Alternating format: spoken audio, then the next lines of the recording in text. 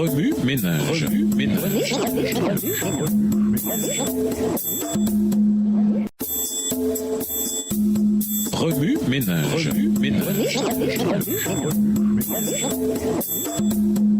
Bienvenue dans votre émission. Remue ménage. Nous voilà à la leçon de mardi, le Dieu qui pourvoit. Lisons Deutéronome 8, verset 18. Deutéronome 8, verset 18. Souviens-toi de l'Éternel ton Dieu, car c'est lui qui te donnera de la force pour les acquérir, afin de confirmer, comme il le fait aujourd'hui, son alliance qu'il a jurée à tes pères. Selon un scénario culturel important du monde méditerranéen antique, les ressources physiques sont limitées et fixes. Une telle vision a engendré deux attitudes courantes envers les biens matériels. Premièrement, un désir de les partager avec ceux qui en manquent, particulièrement les pauvres et les vulnérables. Deutéronome 15, versets 7 à 9. Deuxièmement, un désir d'amasser et d'accumuler à tout prix des richesses. Luc 12, versets 13 à 21. L'évangile de Luc, appelé parfois l'évangile des pauvres, présente des enseignements puissants sur l'attitude appropriée envers les biens matériels. Dans Luc 12, versets 13 à 21, Jésus se sert de la parabole du riche fermier pour rappeler à la foule que la vie vaut plus qu'une abondance de biens. Il traite ce fermier de fou parce qu'il accumule ses richesses au lieu de les partager. Debout à l'ordre de l'évangile de Luc, nous sommes invités à nous détacher des biens matériels. Luc 3, les versets 10 à 14, Luc 12, les versets 25 à 33, Luc 18, les versets 18 à 23. Non parce qu'il est mal d'être riche, mais plutôt pour éprouver un principe fondamental.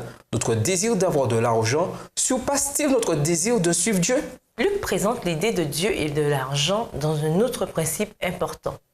Dieu est l'ultime pourvoyeur.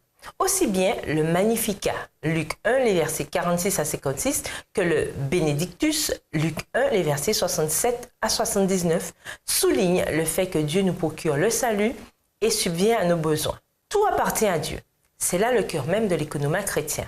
Le Seigneur a dit à l'ancien Israël que la terre et les deux lui appartiennent. Par conséquent, le partage de nos ressources prouve que nous croyons qu'il est le suprême pourvoyeur. À l'opposé, la tendance à accumuler des richesses ne signale non seulement un manque de foi en celui qui pourvoit à toute chose, mais indique aussi un attachement malsain à des biens éphémères. Deutéronome apporte un autre élément de l'attachement aux choses matérielles, tel qu'on le voit dans Luc.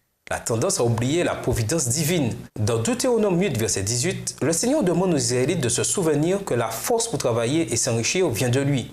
Le fait de nous souvenir que Dieu est le Créateur, le propriétaire et le pourvoyeur de toutes choses nous aide à régler notre attitude envers nos biens terrestres. Nous ne faisons pas de notre argent et des choses matérielles nos idoles. Une relation d'amour avec Dieu est bien plus importante que tout ce qui a du prix pour nous. Même dans une société où les ressources sont limitées, le croyant n'a aucun problème à partager avec les autres. Notre service d'économat provient d'une reconnaissance que Dieu seul nous procure toutes choses. Tout ce que nous possédons, bien qu'ayant de la valeur, est éphémère. Nous ne désirons pas accumuler des richesses, mais être loyaux envers le Dieu qui pourvoit à tous nos besoins. Au ménage, votre reconnaissance de Dieu en tant que créateur et propriétaire de toutes choses a-t-elle un impact sur votre façon d'utiliser vos biens? Selon vous, quelle est votre attitude envers l'argent et les biens matériels?